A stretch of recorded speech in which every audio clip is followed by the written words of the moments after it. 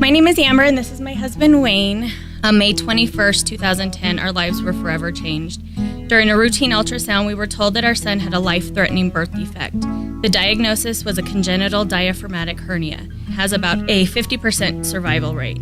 Abel was given a 10% chance of survival at birth and was transferred to Children's Hospital, Colorado. On day 3, the doctors discovered bleeding around Abel's heart. They had to perform a major surgery and open his chest.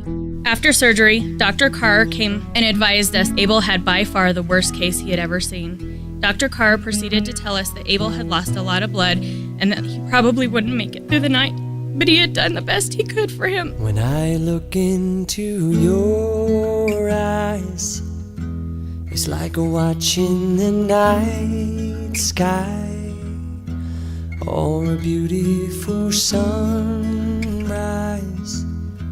Well, there's so much they hold. We were geared up for the long night ahead. About 30 minutes later, one of the doctors came out and said, Abel has taken a turn for the worse. He's bleeding from everywhere. He isn't going to make it. Do you want to see him? I walked up to Abel, and my first thought was that he needed to hear my voice. He needed to know that we were there, so I began talking to him. I said, Abel, it's Mommy.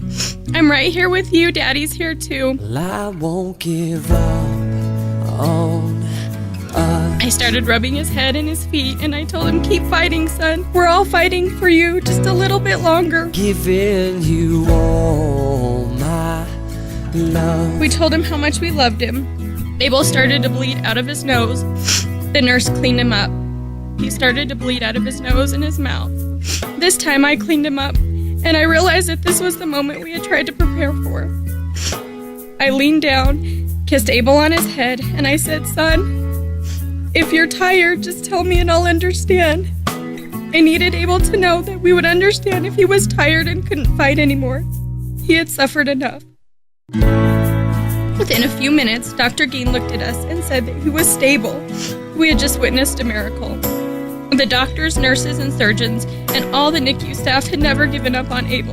They continued to work on him when most would have given up, all because Dr. Kane believed he could save his life. And he did.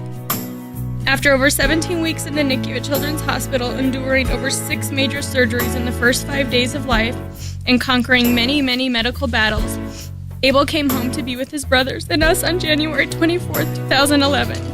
Although he still struggles with some medical complications due to CDH, he's a normal, happy, outgoing, walking, and on-the-go 1-year-old. I don't think anything could prepare you for what we went through. We have our doctors on speed dial and text message, and I think it's important to donate because they gave us hope when there was none. When we had thought we basically were told by other facilities in Denver to plan a funeral, make his arrangements. It's important to donate for us to give back what we were given, and that was hope. That was a family. That was doctors and nurses that not only took care of Abel, but took care of us, took care of my husband and I and our other kids, showed us support and love, and took care of Abel like we take care of Abel. And I look back, and it's over. We made it, and we're here today, and I'm flabbergasted. I won't give up on us. We would do it all over again. All 17 weeks.